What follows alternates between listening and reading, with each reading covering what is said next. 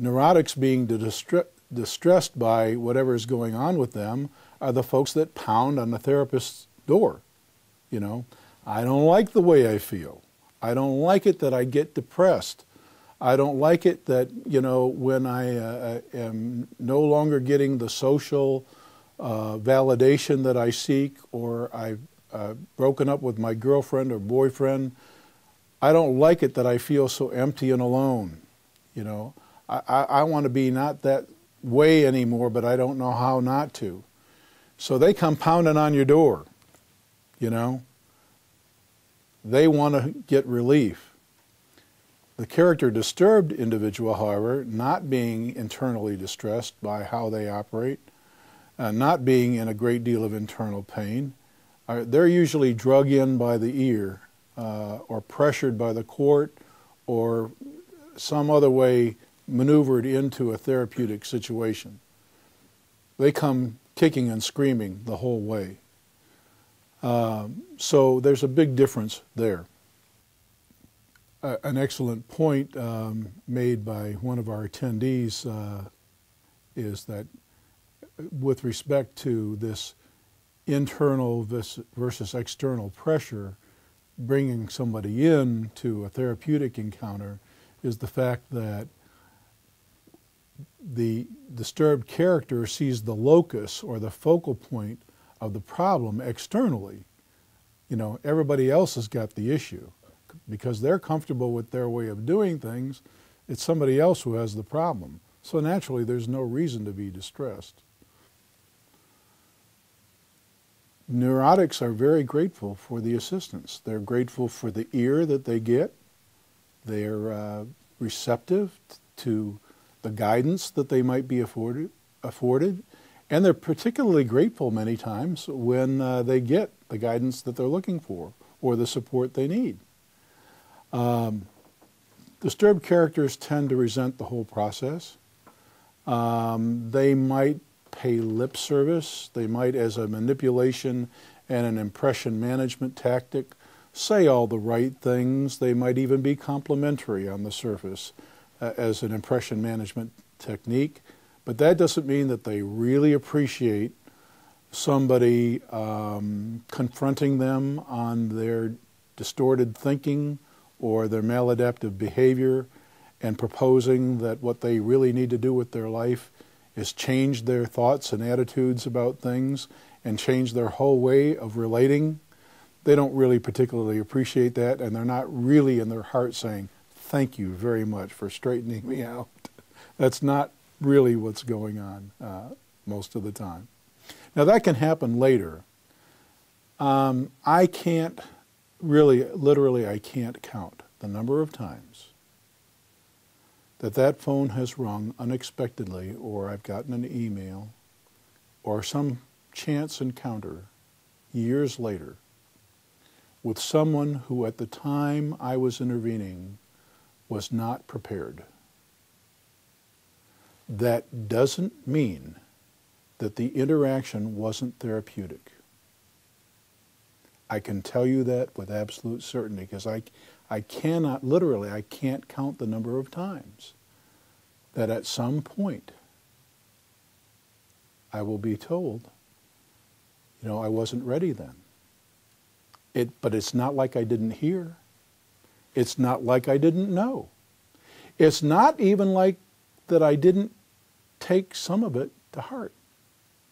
I just wasn't ready to agree, to commit, to internalize. I wasn't ready. I hadn't been slapped upside the head just quite enough in my life yet. But when I was ready, everything that was done, every message that was received, fell into place and was instrumental in me turning my life around. And then you get a thank you very much that really means something. And the biggest mistake that a therapist can make, the biggest mistake that a therapist can make is when they're not willing to accept that people are ready on their own terms, and that shouldn't dictate what occurs within the confines of a therapeutic encounter. If I am so preoccupied with my client staying with me, coming back to me, liking me, if I am preoccupied with that, as opposed to calling what I need to call, respectfully, of course, but calling what I need to call, and going to the core of what's really wrong, if I put basically my own comfort and my own image ahead of doing right in the encounter, nothing will happen. There's a chance, at least, that if I do the right thing, if I call it exactly as it is, if I focus on, like a laser beam, on the real core issue, that even if then the person is not ready, at some point they might be.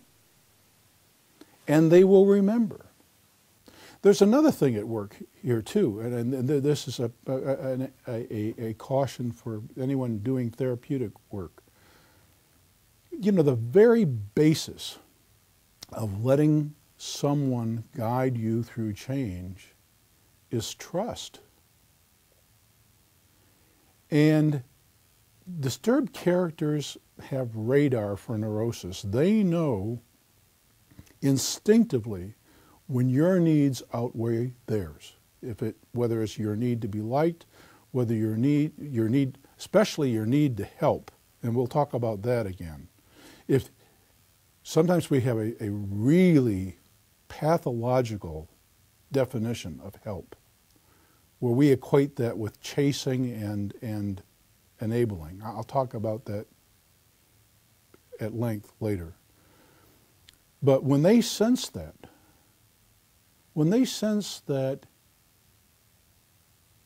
your interpretations and your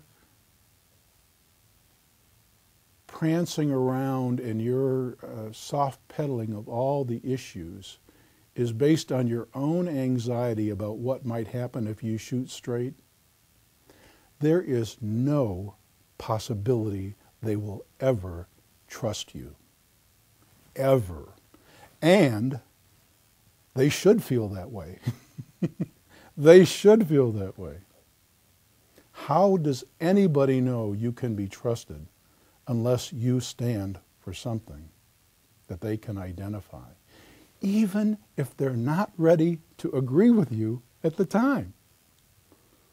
A lot of courage is required, and a lot of principled loving. This is the heart of it. You know, Erich Fromm, in his book called Loving an Art, it's more than that. It's an art too in the therapeutic context. It's kind of like the tough love that a parent has to do. And, you know, in some respects, the disturbed character is operating, you know, at a 2- and 3-year-old level. Emotionally, socially especially. And what they need is an entirely different thing. Okay? And I don't know how, I see this a lot. I actually see parents, and I don't know where they get it from. I suspect they get some of it from some of the crazy metaphors that we've put out about how to approach discipline these days. But I see parents trying to reason with 3-year-olds. How do you reason with a 3-year-old? The child doesn't have that capacity yet. They just need to know that you stand for something, and that there's a yes and a no, and that there's a consequence. They just need to know the basic things. All the other stuff comes way later, if you're lucky. You know? If you're lucky, sometime in midlife, after their children have caused them all the headaches that they caused you, they might just figure that you had a clue and that you had some really valuable impact on their lives. So it's so important, especially in the therapeutic encounter, for the client to know that there are values that you uphold and that you're willing to call them out on the real things that need change,